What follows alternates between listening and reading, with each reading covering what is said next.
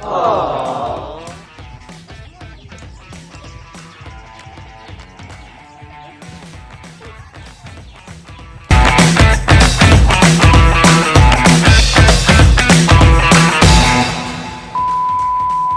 Okay Natay, welcome back po sa ating YouTube channel.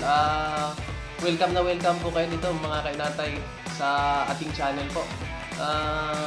Pinabati ko po kayo ng isang masiglang morning po. Dito po sa amin mga kainatay, medyo maulan po dito sa amin, ilang araw na po.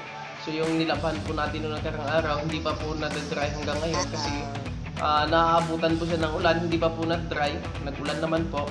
So ngayong mga kainatay, kung hindi ka pa po nakakilala sa akin mga kainatay, ako nga po pala si kainatay yung Melvin.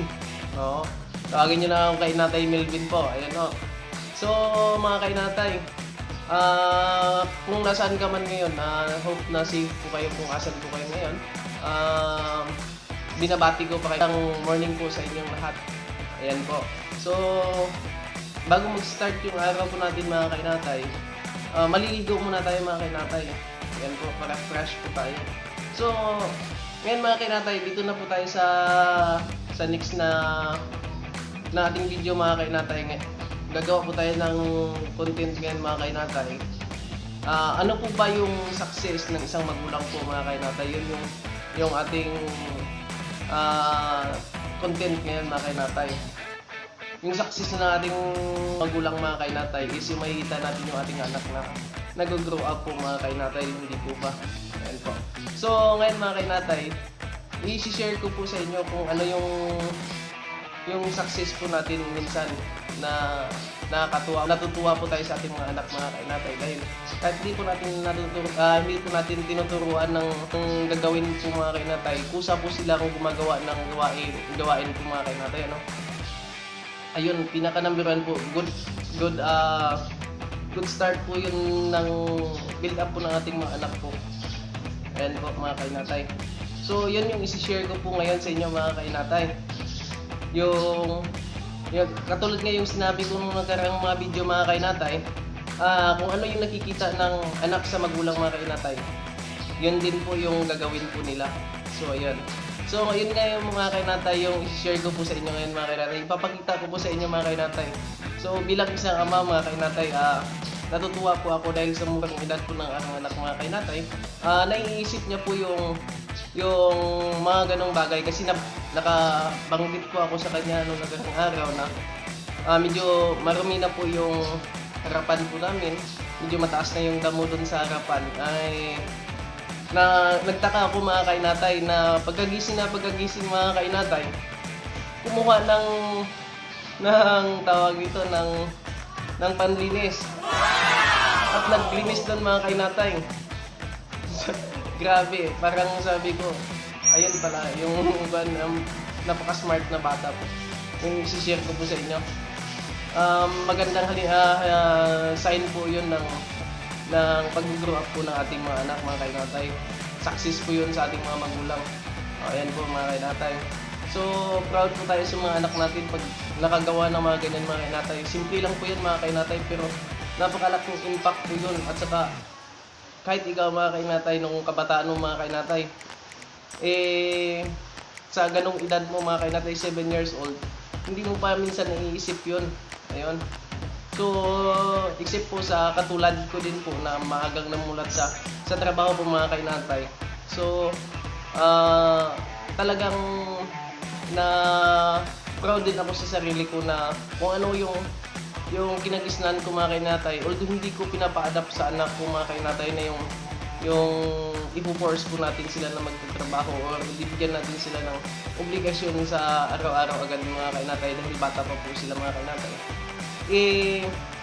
Ginagawa po nila. Nagawa nila ng hindi po sila inuutusan. Yun yung pinaka-the best na start ng mga bata mga kainatay. So ngayon mga kainatay, tutulungan ko po siya kung ano yung ginagawa niya. So plano ko naman talaga mga kainatay na maglilinis po nung nakarang araw pa po. Kaso nga lang umuulan, hindi po natin nalilinis pa. Ayan. So ngayon mga kainatay, nag-stop po yung ulan ng konti. So maglilinis po tayo. Pero parang kung may dalagsik naman mga kainatay, baka magkasakit po yung anak natin. Kasi tutulungan po natin siya dun sa trabaho niya. Ayan ho. So samahan niyo po ako mga kainatay, wag niyo akong iwan. So sa ulitin mga kainatay, kung hindi ka pa po nakapag-subscribe po sa ating YouTube channel po, mag-subscribe na po kayo kasi marami po kayong abangang magandang inspiration po para sa ating lahat, hindi lang po para sa mga tatay or sa katulad ko lang na inatatay sa aking anak, kundi sa ibang parents din po na kumpleto po sa bahay po. So ayan po, samahan niyo po ako mga kainatay. Ipapakita po natin sa inyo kung ano yung ginagawa naming dalawang mag-ama ngayon. Ayan po.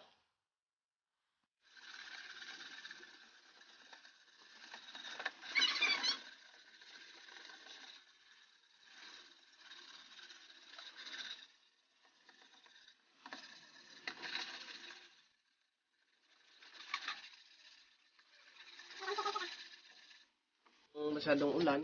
So maglilinis na po kami mga kainatay. Ito po yung lilinisin po natin. So mataas na po yung mga damo dyan sa gilid ngayon mga kainatay. So tatanggalin po natin yan. So tutulungan na natin si Boss Nigel. Ayan. Tulungan natin kasi siya talaga yung nanguna dito kanina. Gustong maglinis na agad. Ayan. Yan yung nalinis niya, oh. Ayan. Ang dami niya nang nalinis. So, tutulungan natin siya. So, nahasa na din natin itong panlinis natin.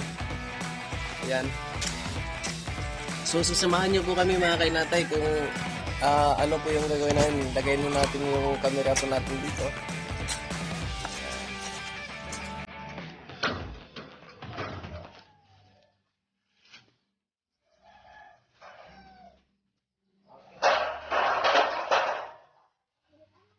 Okay, start na po tayo.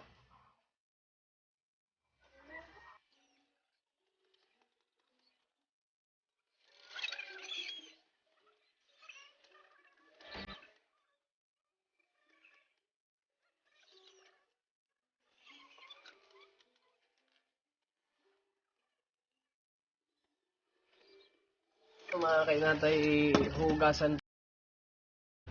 Papakain natin ito sa ating alagang rabbit. Ayan, ganito katataas na mga damo.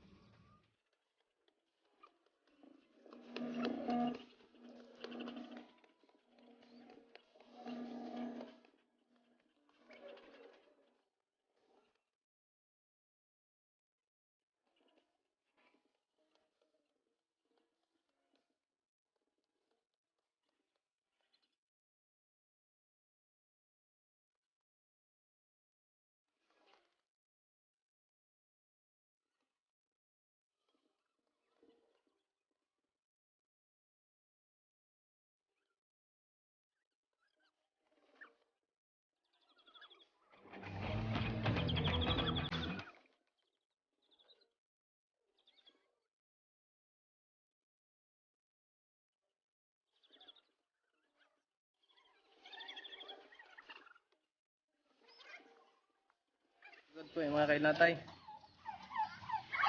Nakakapagod po yung